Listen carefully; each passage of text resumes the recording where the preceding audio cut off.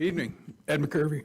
Excuse me, Ed McCurvey, District 4. How you guys doing tonight? I read the water report that the state put out this week, and it was very favorable. I was really glad to see that. They were talking about adding 4 million acre-feet to the aquifer and saving 9 million acre-feet with storage this year. So we've had 2 really good years.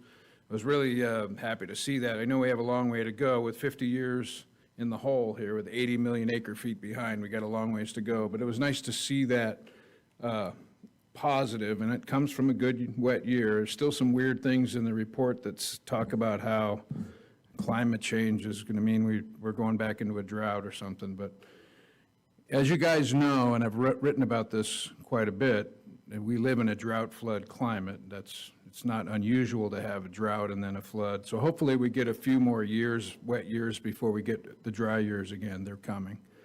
But I did like to see that we have that advance on the water, because you're going to talk about changing the water tonight back to 2 times a week, which is great. And I know that our citizens continue to conserve without punishment and do a very good job of conservation in our city.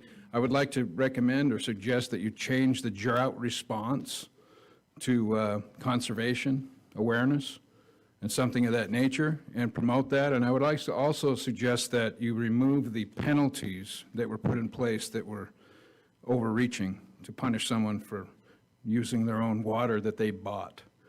That's a problem. I also noticed that you're having some things on the agenda tonight about car washes, and I don't know a lot about that. I read through the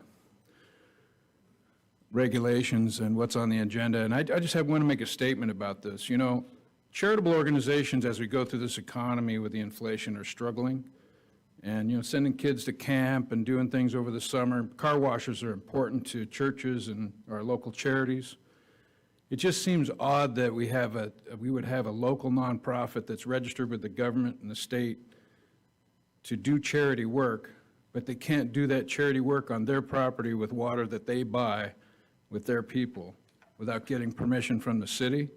And if they don't follow the rules, they get punished for $100 and up to $500. I don't know why that was originally written, but I would strongly suggest that in the idea of rollback of regulations, that you take some of those things into consideration and maybe make an exception for churches so they don't have to go through all that rigmarole. We need to trust our churches and our nonprofits to do the right thing.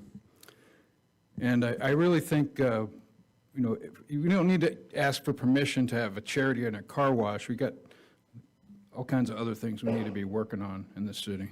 That's what I wanted to say tonight. Thank you.